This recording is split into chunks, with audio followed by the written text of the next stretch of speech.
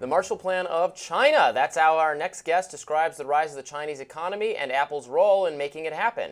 In his new book, Apple in China, author Patrick McGee describes how Apple pulled itself out of near collapse in the mid-90s by offloading its manufacturing to Asia, mainly China. It worked wonders for Apple, but at a price? As Apple boomed, so did China. Fast forward to today, the tech giant has become one of the world's most valued companies, but completely dependent on the authoritarian state, which recently became embroiled in the Trump trade war. Patrick McGee, author of Apple in China, The Capture of the World's Greatest Company, joins us now to discuss. Welcome to Rising. Great to be here. Thank you. Yeah, it's great to have you. Congrats on the book.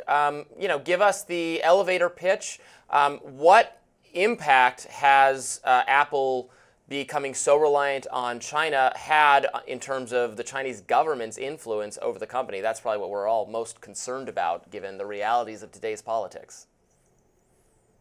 Yeah, so I think everyone knows that Apple products are made in China, right? No secret there. What I argue is that our understanding of Apple in China is very narrow, right? So reporters might think they're doing the hard-hitting reporting by, going to a factory and showing that, workers are working 12-hour days, 100 people are sleeping to a room back in the early 2000s. And, there's a sense that Apple is exploiting workers. I flip that script on its head, not to say that, the workers are treated well.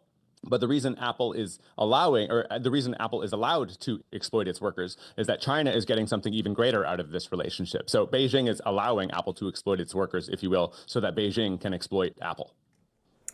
Patrick, I feel like I'm the paranoid person here. We keep talking about listening devices and, should people, I've got an Apple device sitting next to me right now. Should people be worried about the fact that Apple products are created in China and we've got this crazy dynamic going on from a geopolitical perspective?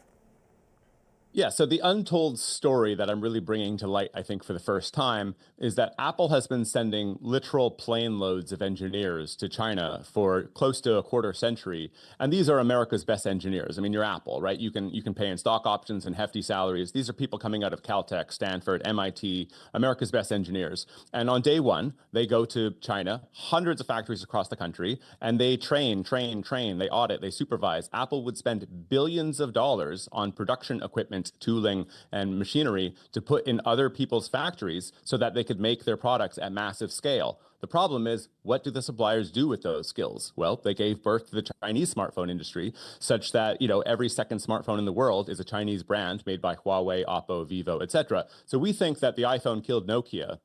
I don't even really argue so much as demonstrate that the iPhone never killed Nokia. The iPhone only ever had 20% market share globally. The Chinese brands killed Nokia. And the reason the Chinese brands were so good is that Apple trained all of their suppliers. We've, thought for years and years and years that greater engagement with American tech companies would sort of export our values. That is, there's more engagement with the West, countries become more open, governments become more democratic and friendly with the U.S., and as living standards improve for developing economies, they get more rights. That's kind of been the deal for a lot of places in the world. Hasn't quite ended up that way with China. And in fact, the reverse is somewhat true, because in order to get access to the Chinese market, we see our own companies, whether it's the NBA, whether it's gaming companies, making political censorship-based decisions, Google trying to operate in China, making decisions about what the Google search is going to be for China, that forces our tech companies, I think, into really difficult positions where they're like, well, we could say, to hell with you, we're not going to be there, and lose money, and then would that actually even be better for the people of China if they have no access to that product at all? If our theory is greater exposure to the West makes them more prosperous and ultimately democratic, how is this theory turning out with all of these considerations? So look, it worked really well from World War II to 2000, let's say, and we really did help Taiwan, South Korea, Japan, Germany, not only become democratic nations, but thriving democracies and thriving economies, miraculous economies, right? Germany refers to the post-war world as the Wirtschaftswunder. Sorry, you still live in Germany. But then we tried to apply the same strategy to a country of more than 1 billion people with communist in its title. And so the problem is a country like Taiwan wants to participate in an American-led world. China has no interest in that, and they have both the potential and the capacity to dwarf competition. So, China has engaged in such like manufacturing know-how, might, evolution, that they don't just participate, they deindustrialize other countries with how good they are at this stuff. And I argue the reason they're so good is that we willingly taught them. I mean, the line I use in the book is that this isn't a story of, globalization, but Chinification. And the Chinese weren't stealing IP. They found a way for Apple to voluntarily give it to them in a certain sense. And so, like, when Tim Cook goes to Zhongnanhai, the citadel of communist power in Beijing, in May 2016, my argument is, here's Apple playing the role of Prometheus, handing the Chinese the gift of fire. What can you do with those gifts? Well, you can build more than smartphones. You can build smartphones on wheels, right? EVs. This is why China is so dominant in electric vehicles. And you can also build drones and military weaponry. I mean, if you are a master at semiconductors and robotics and automation, you are building a military with those capabilities. So this is why it becomes not just a corporate history, but a geopolitical one, and one with national security implications. Patrick, is this a uniquely Chinese concern, or is this something we should also be thinking about when it comes to nations like India or Vietnam, other places where certainly U.S. companies are setting up manufacturing operations? Well, in the case of Vietnam, I mean, first of all, I've been to Vietnam. I mean, the nicest people you've ever met in your whole life will be in Vietnam. So, I mean, maybe they're not an allied country because they are indeed communist, but they're too small to be a threat. And I think in that country, I mean, our role there really probably is just contributing to poverty alleviation. I do think it's good for Vietnam to be part of the global trading network. India is an allied nation, and frankly, I would love to see more Apple investment in India. Most people think there is a lot of Apple investment in India right now, and we can talk about that because there isn't.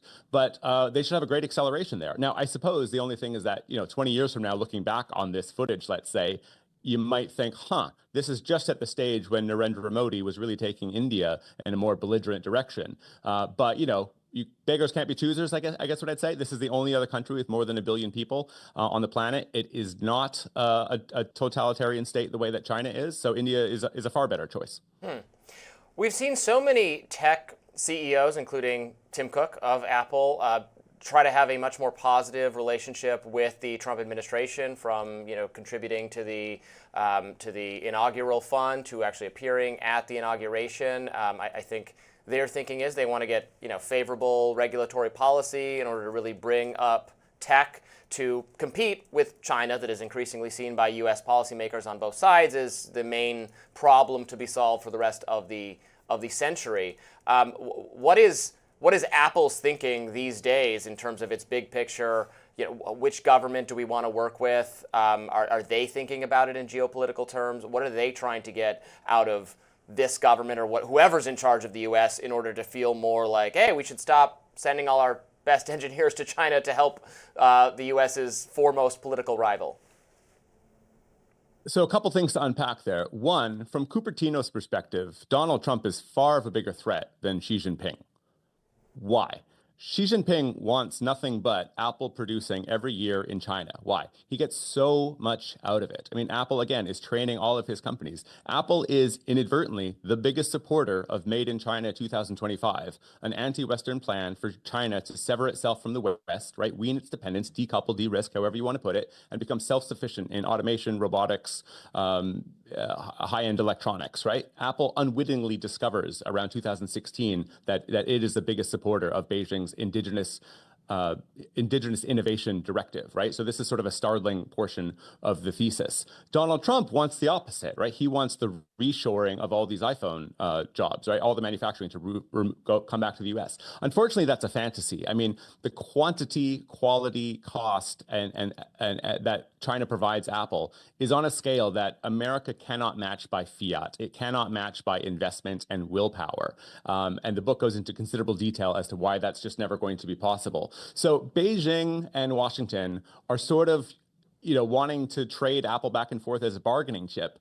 And the stark truth is that it's a bargaining chip of Beijing. That's where all their operations are. So when it comes to negotiating with Donald Trump, Tim Cook is placed in this awkward position of pledging $500 billion in investment over the next 4 years, but the pledge is a total misnomer. I mean, it's basically nonsense. The press release says that they're going to create 20,000 jobs, and just use some common sense here.